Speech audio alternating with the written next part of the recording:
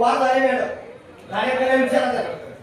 आम्ही सोडणाऱ्या माणसांना मारहाण करायला झाली अक्षरशः वाद झालेल्या माणसांच्यावर आम्ही स्वतः उभारून मॅडम त्यावर तिथं कनेक्शन बंद केला 2-3 महिने त्याला पाणी दिले आमच्या आणि महापालिकेच्या मीटिंग झाल्यानंतर आम्ही तिथे गेले आज हे जे काय आहे आणि ही सगळी लोक महापालिकेच्या याच्यात या तुम्ही शेजारी रस्त्याच्या अलीकडे आणि पलीकडचा विषय आहे त्या नवीन कुठल्या गावाला काय आलं हो ज्या लाईनवर आता ऑलरेडी आपली कनेक्शन आहे ती जर तुम्ही रिसर्च करून घ्यायला पाहिजे का नको ती तशी सोडायची फुकट द्यायची आपण बाकी सगळे कसं झाले सगळ्यांचे प्रश्न सोडवायचे आणि कसं सगळे